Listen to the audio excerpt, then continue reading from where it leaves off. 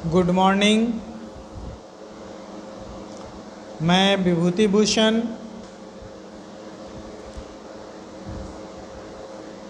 प्राचीन भारतीय इतिहास विभाग SNS RKS कॉलेज सहरसा आप लोगों का अपने व्याख्यान में स्वागत करता हूँ। मैं पिछले व्याख्यान में आप लोगों को गुप्त साम्राज्य के पतन के कारणों के बारे में बता रहा था।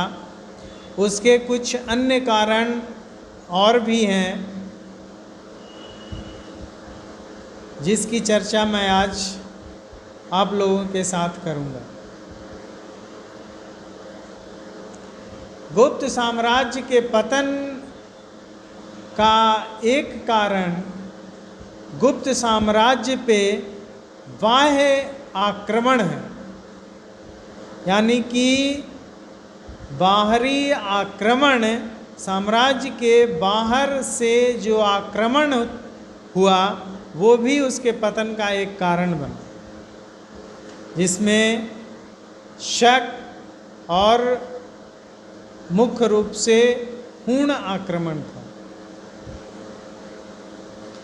हम देख चुके हैं पिछले व्याख्यान में बताए हैं कि किस प्रकार शकों का आक्रमण गुप्त साम्राज्य पे हुआ था, जिसमें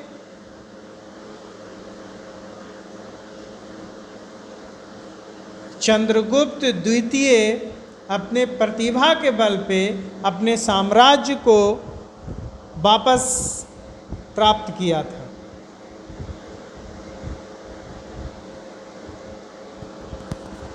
और अपने साम्राज्य को शिखर तक पहुंचाने में एक महत्वपूर्ण भूमिका निभाई थी। उसके बाद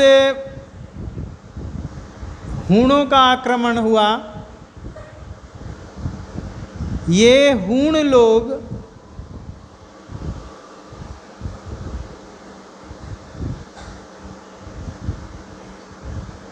भारत पे संभवतः उत्तर पश्चिम से किया था।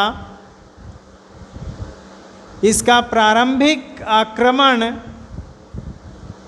स्कंदगुप्त के समय में हुआ, जिसे वो निरस्त कर दिया।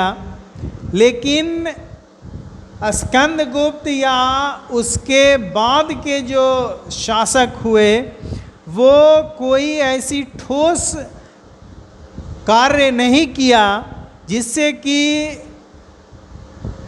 विदेशी आक्रमण को रोका जा सके।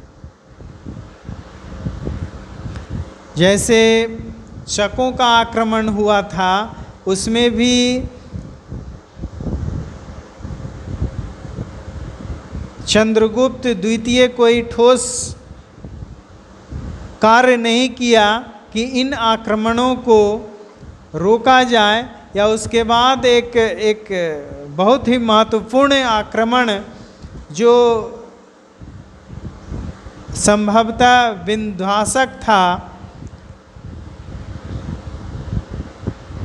हूणों का आक्रमण, इस पे स्कंदगुप्त ने विजय तो प्राप्त किया, लेकिन इसके द्वारा कोई ऐसी ठोस कदम नहीं उठाई गई कि वो दोबारा आक्रमण ना कर सके, या करे भी तो साम्राज्य को उतनी क्षति नहीं पहुंचे।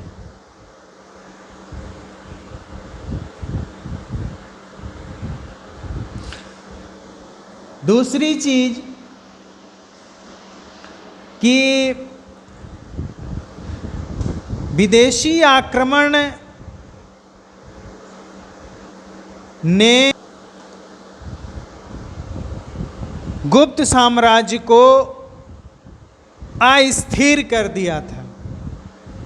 हूणों का बार बार गुप्तों पर आक्रमण हो रहा था, जिसके कारण गुप्त साम्राज्य कमज़ोर पड़ गया और अंततः इस साम्राज्य की समाप्ति हो गई।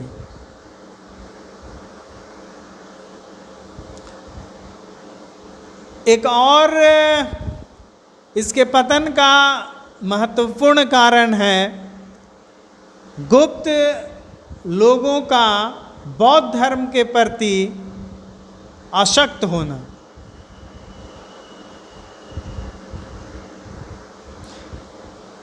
बौद्ध धर्म हिंसा का विरोध करता है और अहिंसा का प्रशंसा करता है, समर्थन करता है। गुप्त शासक जो था, प्रारंभिक गुप्त शासक, वो वैष्णव धर्म मानते थे, लेकिन कुमारगुप्त के समय से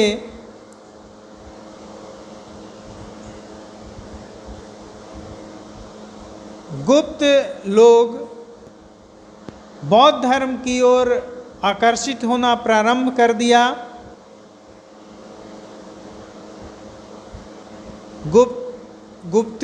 गुप्तों के प्रारंभिक शासक जो थे वो पृथ्वी विजय की अभिलाषा रखते थे, जबकि कुमारगुप्त और उसके बाद के जो शासक हुए वो बौद्ध धर्म में आसक्ति रखने के कारण वो अहिंसा के पुजारी हो गए, जो उसके साम्राज्य के पतन में महत्वपूर्ण भूमिका निभाई। क्योंकि किसी भी साम्राज्य को चलाने के लिए हिंसा जरूरी है और अहिंसावादी नीति साम्राज्य को पतन की ओर ले जाएगा। इसके जो सैनिक थे अहिंसावादी नीति के कारण शिथिल पड़ते गए। यही एक जो गुप्तों के पतन का एक कारण बौद्ध धर्म था, वही मौर्य साम्राज्य का पतन का भी एक कारण था। बौद्ध धर्म ही मौर्य साम्राज्य का पतन का एक कारण था, क्योंकि सम्राट अशोक बौद्ध धर्म के प्रति बहुत ज़्यादा आसक्ति रखना प्रारंभ कर दिया और कलिंग युद्ध के बाद अपने जो तलवार है वो शास्त्रागार में डाल दिया, जिससे उसके जो सैनिक है उसकी युद्ध क्षमता घटती गई और कालांतर में जो उसके उत्तराधिकारी हुए उसके कार्यकाल में साम्राज्य का विनाश प्रारंभ हो गया।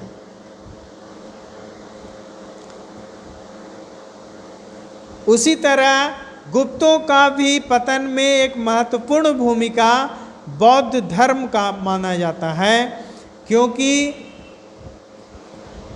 हूण शासक मिहिर कुल के पिता तोरमान था, वो गुप्तों पे आक्रमण किया, लेकिन बहुत ज़्यादा सफलता प्राप्त नहीं की। मिहिर कुल के समय हूण लोग अत्यधिक शक्तिशाली थे और वो गुप्तों पर दक्षिण उत्तर पश्चिम से युद्ध आक्रमण किया। कहा जाता है, ह्वेनसांग अपने विवरण में बताते हैं कि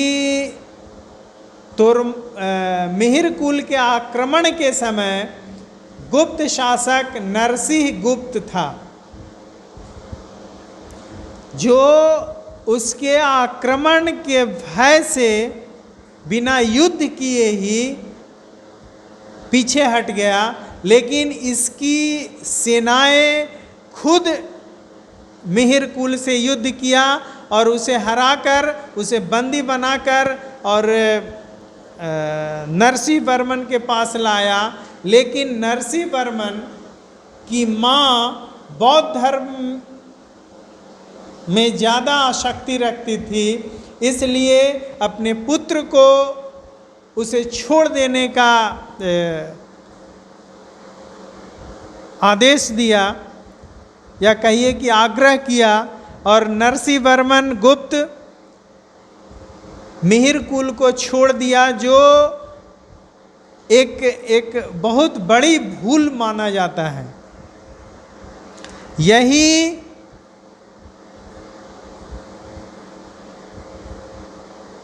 कालांतर में गुप्तों के लिए एक संकट बनकर आया।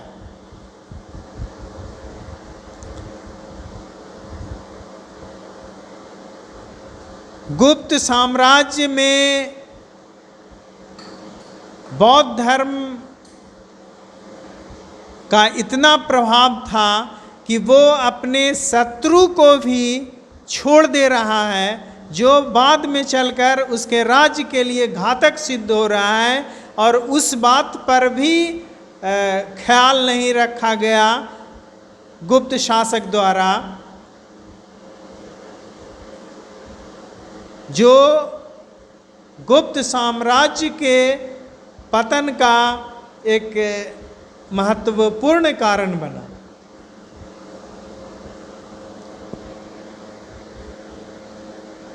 इसलिए कहा जाता है कि साम्राज्य को चलाने के लिए शांति उसी हद तक रहना चाहिए जब तक साम्राज्य सुरक्षित रह सके। यदि अपनी साम्राज्य को चलाने के लिए शक्ति का समापन कर दिया जाए तो वो साम्राज्य स्वतः समाप्त हो जाएगा। और चूँकि बौद्ध धर्म में आसक्ति के कारण अपने जो नीति है वो शांति और अहिंसावादी का नीति प्रारंभ किया, जो गुप्त साम्राज्य का पतन के कारण बना।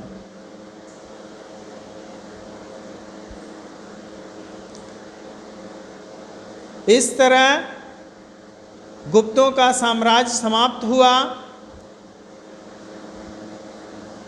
और इसके जगह कई अन्य छोटे छोटे साम्राज्य स्थापित हो गए, जो एक विखंडित भारत का निर्माण किया। इसी के साथ मैं अपना व्याख्यान समाप्त करता हूँ।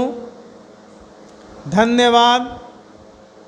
जय हिंद, जय भारत।